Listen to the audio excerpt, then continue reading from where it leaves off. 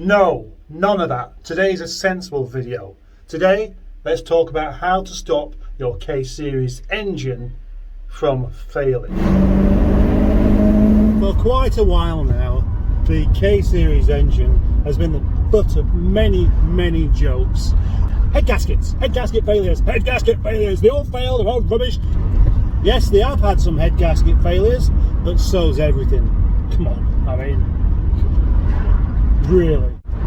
Two things to consider here though. The first one is that often head gasket goes because of the person in charge of the car in the first place, and that's really what I want to talk about.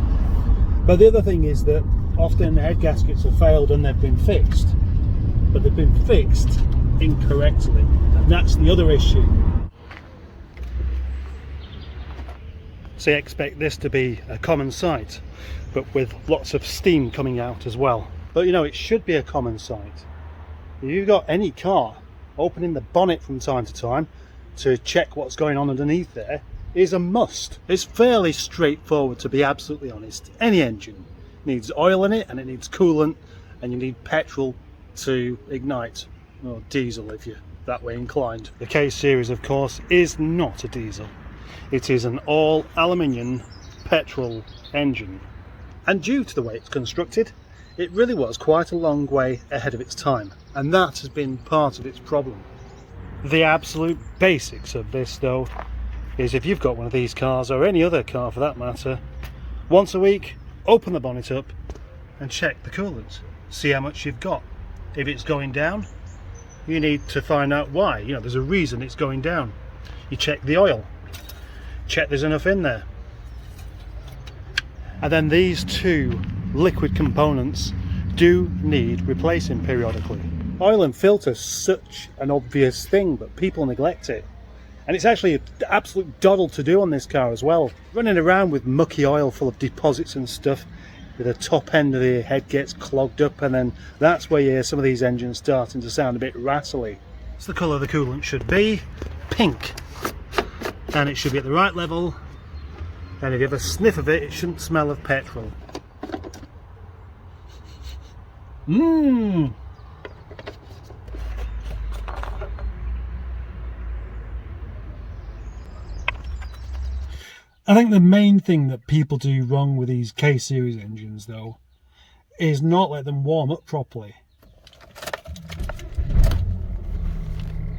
So that's starting from cold, and until that temperature gets to where it's going to go to, the middle, you really don't want this dial going all the way around there. You want to keep it around here, and that seems to really inconvenience people for some reason, having to warm the engine up before you thrash the thing. But it's not made to be thrashed from cold. No engine really is, but these are particularly fussy about it, to be absolutely honest. So until that's there, that stays there. This can't go really beyond there. Sorry, but that just makes sense. Everyone's concerned with this dial, aren't they? Because they want that one to be up there rather than down there. But you know, that's one thing you won't be able to afford to do, is have that needle up there if you're not getting that needle up there before getting that needle up there. Does that make sense? Of course it does. It's straightforward. So, warming the engine up. Not difficult to do, because quite simply, it will get warmed up just by driving it. There we go. Now the temperature is in the right place for giving it a mild thrashing. Now I know the kind of people that have had these K-Series in the past and had bad experiences.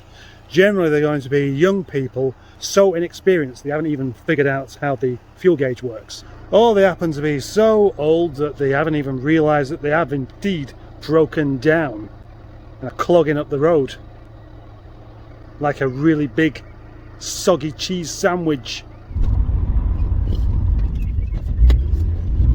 The K-Series engine is a very responsive little engine. You just get this sort of very good throttle response from it. But of course, if it's not warmed up properly, different parts of the engine aren't all ready for going. But when it is ready, it goes okay.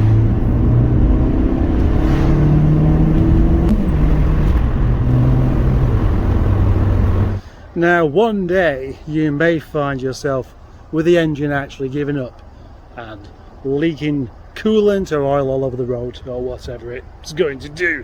And then I might just suggest this. Although they're supposed to be an easy engine to work on, perhaps you shouldn't. What I've seen on a few occasions is a K-Series head fail, and reportedly has only just had the head gasket done. And you'd assume that if anyone is capable of doing the head gasket, they must know something about them. But unfortunately, that often turns out to be incorrect. The best place to have a head gasket done on a K-Series is somewhere other than just a backstreet garage that has no interest in the car. There are many specialists about that really know what they're doing with these cars, and they can fix them and keep them fixed and not having them being scrapped a couple of months later because the head's gone again. When you look after one of these, the K-Series engine really is absolutely fantastic, and I find myself banging on about it all the time about how good they are. I'm just surprised by how little they're known for how good they actually are, I suppose.